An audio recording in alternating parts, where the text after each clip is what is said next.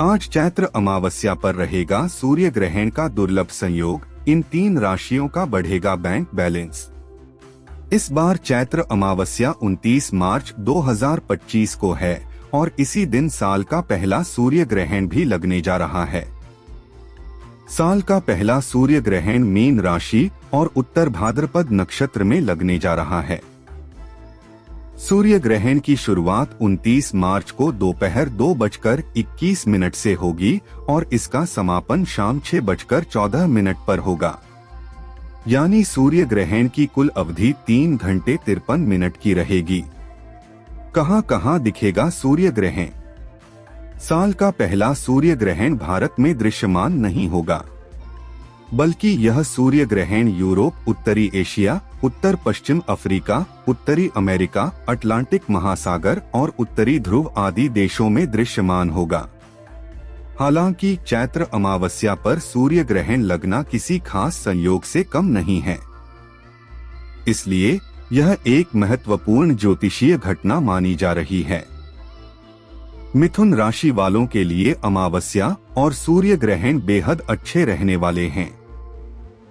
आर्थिक स्थिति में सुधार होगा, करियर में तरक्की प्राप्त होगी, नौकरी में नए अवसर प्राप्त होंगे, बिजनेस में लाभ होगा।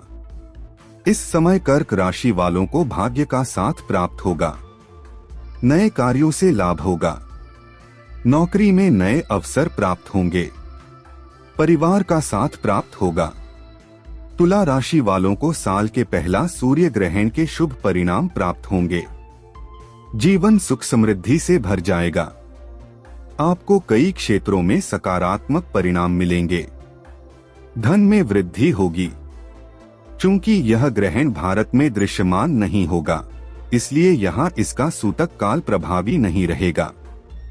इसका सीधा अर्थ यह है कि इस ग्रहण का भारत या दुनिया पर किसी भी तरह का भौतिक, आध्यात्मिक, धार्मिक या सूतक प्रभाव नहीं पड़ेगा। इस अवधि में भारत के लोगों की दिनचर्या पहले की तरह सामान्य बनी रहेगी। शास्त्रों के अनुसार ग्रहण का प्रभाव केवल उन्हीं क्षेत्रों में पड़ता है जहां इसे देखा जा सकता है। चूंकि भारत में यह ग्रहण दिखाई नहीं देगा, इसलिए इसका कोई प्रभाव भारतीयों पर नहीं होगा।